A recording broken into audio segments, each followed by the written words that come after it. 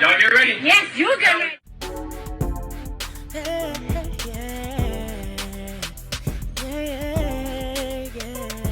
If you want the latest news in the streets, join us and tune in for the tea. Breaking news with integrity. So tell your friends and your family. It's the Lovelyti TV show, bringing you good tea and good vibes. It's the Lovelyti TV show. Be sure to share, like, and subscribe.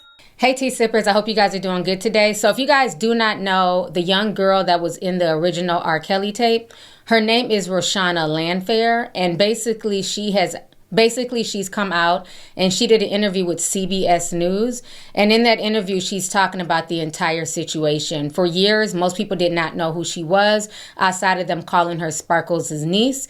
And so she talks about how she ended up getting in a relationship with R. Kelly. She talked about her lying to the grand jury. It's a very interesting interview, but it definitely has the internet divided. We're going to go ahead and check out the interview right now. But you describe at length how it started. You mention your aunt, the artist Sparkle, who used to work with R. Kelly. I want to read some of it from, I think it was page 18. You say in the book, the next time we're at the studio, this is what you say Sparkle said. You say your aunt told you the next time we're at the studio, you should ask Robert to be your godfather. Aunt Sparkle explained that I should sit on his lap and rub his head while I asked him to be my godfather. This instruction seemed sort of weird since I hadn't sat on his lap before, but I didn't question it. When you think back, is that where it all begins? Is that the start? That is the start. That is the start of him entering into my life in a different way than just being an artist or hanging out at the studio. It became more personable at that moment. Because you yourself were an artist. You were a part of a rap group. You had toured Europe. You'd been to Europe. Mm-hmm. And it was your aunt, you said, that introduced the family to R. Kelly because he's this successful artist from Chicago. At this time, he's really starting to blow up. He left the group that he was in. Mm-hmm. And it was interesting, exhilarating, fun to be around him is kind of how you describe it in the beginning. I mean, this is a big superstar, and Yes. you have access to him like, hey, I want to hang out in the studio. Mm-hmm. And at the time, in the beginning, he's treating you like a normal, excited kid that wants to learn more about the business. Correct. So when do things turn? And I know you go into great detail, Mm-hmm. the early stages and why this is so complicated, your mindset Mm-hmm. at that time. Well, during the time that I met him, I'm also a teenage girl who's going through puberty. And so some of the things that I was thinking or feeling were just normal expressions to, my maturity level at the time. And so it starts very innocent. It starts, being mesmerized and, like you said, like admiring this person. And then, it kind of gets a little deeper or more complicated when that person is able to, see what you can't see, the way you're developing, your conversation, your personality traits. So it kind of became more complicated when he started analyzing me and, the things that I was going through and who I was becoming as a person. And again, I was excited and mesmerized to, be under his wing and to be a part of his habitat. So that's how things kind of unfolded. So we know that things progress beyond looking out for you as almost like a goddaughter, and it turns into something more than that. I want to go and stay with your aunt Sparkle, who I've interviewed before. Mm-hmm. And she was the first person to really sort of say, you need to go check over there. Something's not right. Right. I think there's something going on that should not be going on. Mm-hmm. In the book, you describe social services coming to your home to do a welfare check. Mm-hmm. And your parents are shocked. They think perhaps maybe she's just jealous because she's no longer associated with R. Kelly. And then obviously 2001, 2002, we're talking about the tape. But why don't you think anyone believed your Aunt Sparkle when she first raised a red flag about a possible inappropriate relationship? I don't think they believed her because there were no obvious signs of what was actually taking place. It was more coming from her end, maybe looking like a motive from, like you said, not being around him.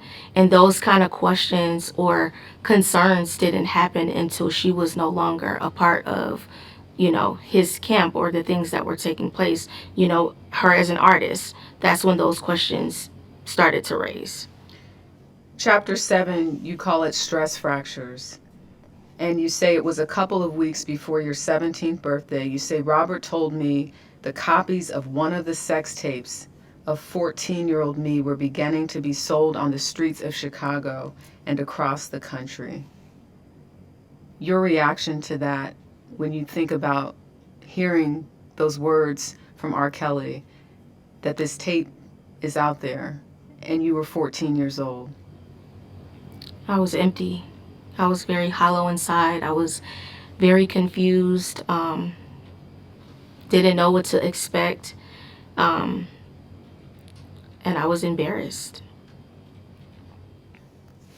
I want to read part of that in terms of just sort of what. I mean, think about that. As a 14-year-old, how do you process that? One, at 14, most people are not even supposed to be having sex, let alone the sex is being recorded. And it's not like you're having sex with another 14-year-old. You're having sex with a grown man. So for him to come at her like this tape is about to be out, everybody's going to see it. I couldn't even fathom even having to process that as a teenager. It just shows you how disturbing this is. And through this all, where are the parents with all this? What you were feeling at that time. Because at some point, the remedy for this, according to, you refer to him as Robert in the book, is that he wants to tell your parents. Mm-hmm. And you say, Robert told me how he would tell my parents the truth Mm-hmm. about us. My mom and I were in one room, and my dad and Robert were in another. You go on to say some other things, but eventually you get to this part. After a while, Dad came storming out of the room, crying hysterically and cursing, saying to R. Kelly, You're sick. I can't rock with you. I can't help you. You need to get help. He yelled at Robert, who followed us into the elevator, and was on his knees crying. Man, I'm sorry. I just love her.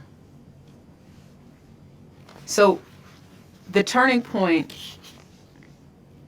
from innocent goddaughter running around just trying to learn the music industry to something more like you're trying to make sense of why he's calling you and saying, what are you wearing, this type of thing, to now you're confronted with something that's out there and he's saying the solution is just tell them. I know it looks crazy, but I believe you're my angel, as you refer to in the book. And your dad initially is upset. He's crying. He's confused. He doesn't know what's going on. Why wasn't that the moment when you look back where you were not allowed to see R. Kelly anymore, be around him? Take us to why it was so complicated for you and your family and what you said to your parents. It was very complicated. My dad wanted to make the right decision, and he was not okay with anything that took place. I was more under Robert's brainwash. I was more under his spell, and he utilized me against my parents, making threats of suicide and doing different things out of desperation to convince them to not turn on him.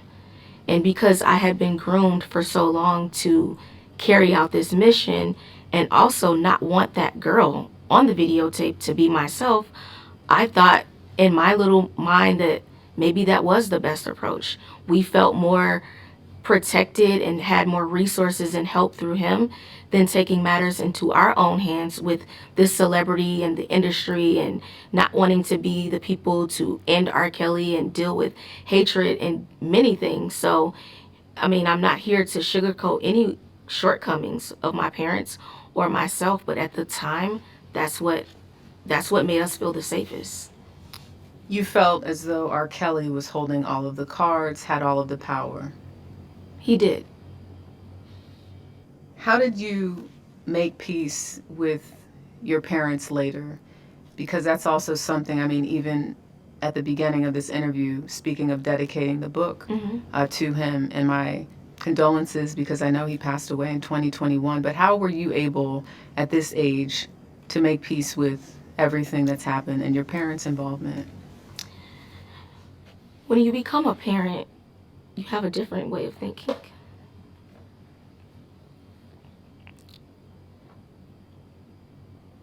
But I also look at the other women and the other survivors and the other, people who, he dealt with, who lost total communication with their parents and their families, and literally lived everything that he made them think or everything that they made him feel.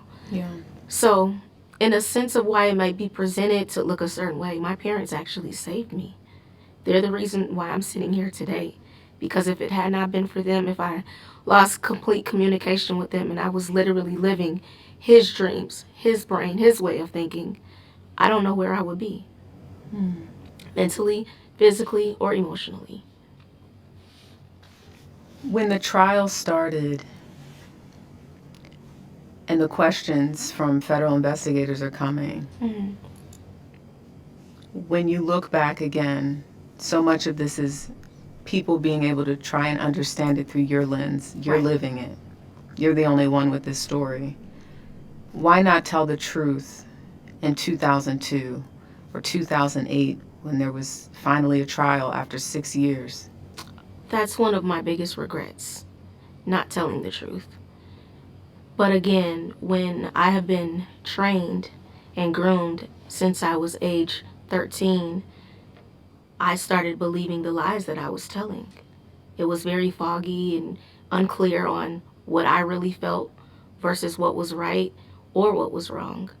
And even in moments where I despised Robert, I still lied for him. When I look back at that trial, even this idea that people who were not part of the jury were able to see some of that video. And the jokes that came from the video, because we're talking about seeing a person at the time, not knowing who it is, for sure, being urinated on and talked about. Do you look at even the justice system as not protecting you to some extent? I mean, thinking about that video being played before a gallery of everyday citizens? I definitely think things could have been handled differently. I'm happy I wasn't there to witness everyone watching that. To the world imagery, I was not made to be a victim. I was a mockery. And that was very difficult to digest. It was very disheartening to know that my body was just being displayed and tossed around. And, when I look back on it, I wish things could have been done differently, but those are all of the things that I had to internalize. All right, so you guys just saw some of the interview. It's about 30 minutes long. I'm not going to play the whole thing, but it's a lot to unpack there. I think a lot of people felt this girl, starting with her parents. I feel like she has a bit more smoke for Sparkle, and she says that she feels like the grooming started when Sparkles told her to sit on R. Kelly's lap and beg to be the goddaughter, which I think within itself, it's weird for an aunt to say that to her niece. But my issue is, at some point in time, Sparkles was kind of pushed out of the picture. And it was constantly this 14-year-old girl and R. Kelly. So my thing is, as a 14-year-old, you're not running anything in the household. How is she getting to R. Kelly's studio? Why is she just being left there at all hours of the night? They're supposedly working on music, but there's no music really, I've never seen her in a music video. I've never, heard of her music coming out. At what point in time as a parent do the alarm bells start ringing off in your head? Like, something is not right here. This grown man is spending too much time with our minor daughter.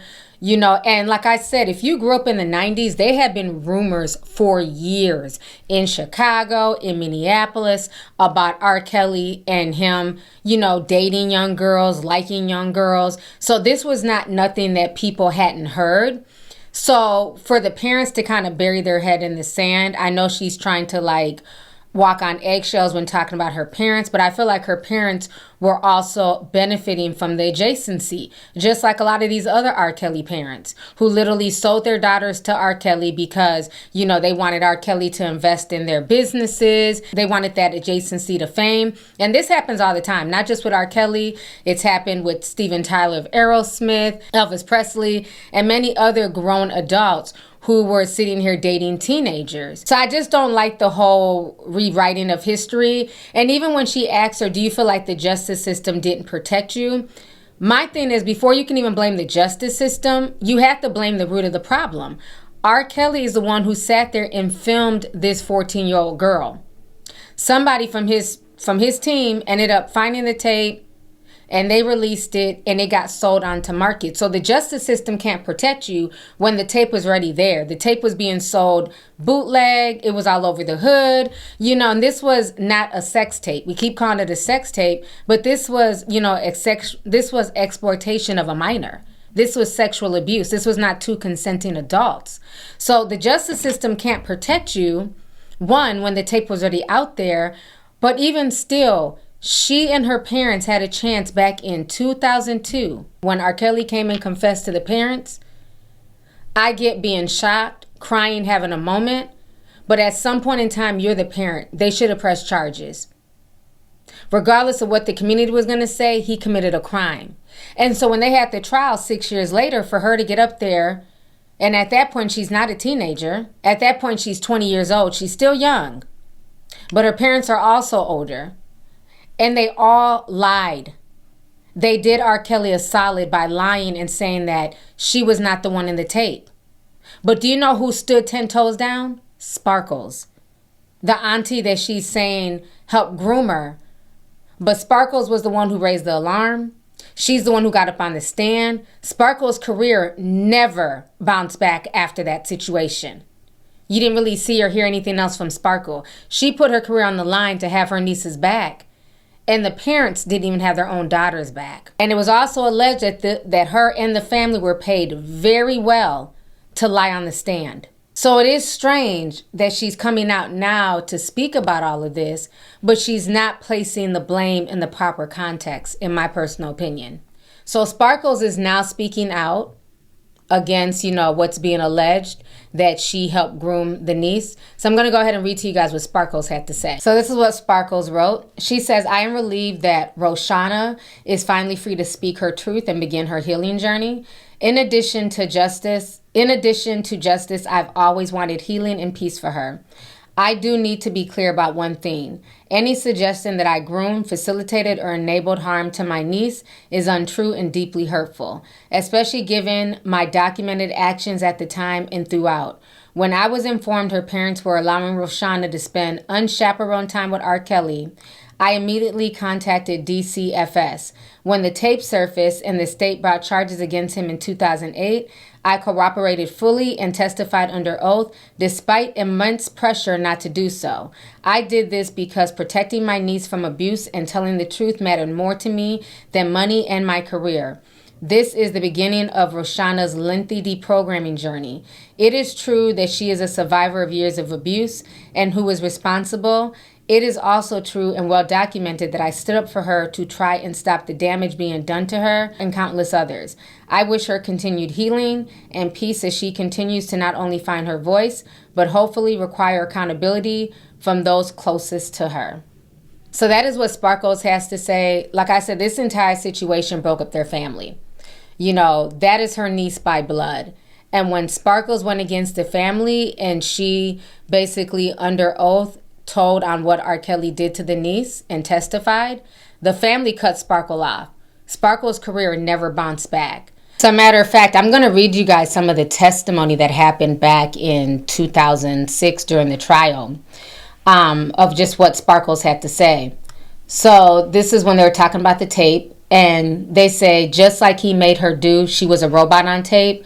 You know that your niece is taking money for sex. I know who made the tape, Sparkles said. Robert made the tape. he passed her money like a prostitute, Sparkles wailed. After the verdict, Sparkle told Blender that her family had covered up for Kelly to preserve its connection to a music industry big shot. But they had more personal motives too. They were humiliated, she said. Greg Landfair, now that is Reshonna's father, benefited from his association with R. Kelly. Greg played guitar on 4 albums for R. Kelly. On 4 albums, which is RTP2.com, Chocolate Factory, and TP Reloaded, 2 of which came out after Kelly was charged with possession of child pornography. Sparkles believes without a doubt that the Landfairs received money from Kelly and says that Reshona, now 23, has become a fixture at Kelly's suburban compound, a hip-hop Playboy mansion with a Shark Tank, game room, theater, recording studio, and an indoor pool. I set up everything with my family in hopes that R. Kelly would help us musically, Sparkles said. Soon after meeting Kelly, Reshona was hanging out at Track Studio, telling Sparkles that her mother had dropped her off and her father was playing guitar. When Kelly's entourage related concerns of an affair, Sparkles confronted Reshonna's mother. I told my sister, look, Val, you got to keep an eye on her because there are rumors, Sparkles said. She said to me he would never do anything like that. He's her godfather. So again, this goes on for a while. But that's just receipts. Sparkles went really hard for her niece while her own family stood by and benefited even after those videotapes came out. So I'm glad that she's speaking out. I feel like there's more people to blame here. You know, even if Sparkles was the one who introduced her to R. Kelly, the fact that there were other adults who were around who knew what was going on, they also need to be blamed for this as well. Now, R. Kelly's lawyers decided to send out a statement yesterday. So I'm going to go ahead and read to you guys what the lawyers had to say also. So this is what they're saying. They're saying in a statement, Kelly's lawyers said in part, neither Mr. Kelly nor his legal counsel have been provided an advance copy of Miss Landfair's memoir. It is therefore impossible to comment on any specific allegations, nor does Mr. Kelly wish to engage in any kind of refutation that would in any way limit the financial success of Miss Landfair's memoir. The statement went on to say that Kelly wishes her success and peace at all levels. They also stated that the book is dedicated to her father. And so a lot of people, like I said, have mixed feelings about this. They feel like, okay, why now? It's been so many years. You're not placing any blame on the parents. You chose not to testify. You know, you're just doing this to get money now that the case is played out. I think one of my takeaways from this is that I am happy that she's speaking out. She has the right to tell her story. She doesn't owe anybody a timeline. You know what I'm saying? Should she have came out early with her story? Maybe. But at the end of the day, she chose this time and space to come out with her story. And her story is that of hers to tell. I just wish that she would also place a bit more blame on her parents. I know that's uncomfortable, but I think a lot of these parents, and not just Reshonna's, but a lot of these parents attached to the R. Kelly situation and other parents attached to grooming situations need to be held accountable, need to look in the mirror, because a lot of parents ignore signs. There's no way in hell that you should allow a grown man around your child for unlimited amounts of time on a continuous basis. And I know the reason why a lot of times that happens, especially if that person has some type of fame, some type of notoriety, people will throw common sense out the window. If this was a regular grown man in his 20s or 30s and he worked at Burger King or Bojangles, most parents would not be comfortable with that, because he doesn't have the money and status. But it's like as soon as you throw a celebrity jacket on there, all of a sudden all common sense goes out the window. And that's why I have to hold her parents accountable. It's like they allowed this and they were okay with it. They felt something might have been off. And the fact that once Sparkles called DCFS, the parents didn't jump on it and try to protect their child, I don't agree with that. But as far as her, she is a victim. She is definitely a victim in all this, regardless of her writing a book or talking out so many years later. She has the right to tell her story. And I think, I haven't read the book, but I think this is part of her healing journey. And it's a way for her to get everything out of there. And it's also a warning to other people who might be in this situation. It's also a warning to parents, so that way they can be aware of what to look for. So I'm glad that she's telling her story. R. Kelly couldn't have been able to do this if it was not for people who enabled this behavior. If it was not for people who facilitated this behavior. You had people who procured girls for him, who went to malls getting girls' phone numbers, booking flights, booking hotel rooms. R. Kelly's just one piece of the puzzle. There's so many pieces of the puzzles that will never see justice, that will never, stand trial. And I think that's like the most creepy part, is that so many adults knew about the abuses that was going on with Reshona and so many other young girls, and they allowed it to take place simply because of who R. Kelly was. So with that being said, tea sippers, I look forward to y'all's comments down below. Let me know your thoughts on this entire situation. Have you watched the whole interview with Reshona? Have you read her book? How do you feel about her coming out years later to talk about this R. Kelly situation?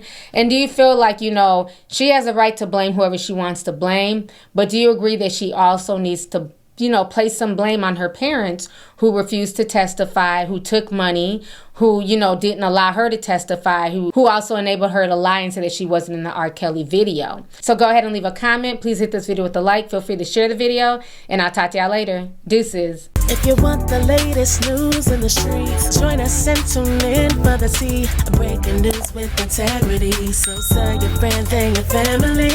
It's the Lovelyti TV show, bringing you good tea and good vibes. It's the Lovelyti TV show. Be sure to share, like, and subscribe.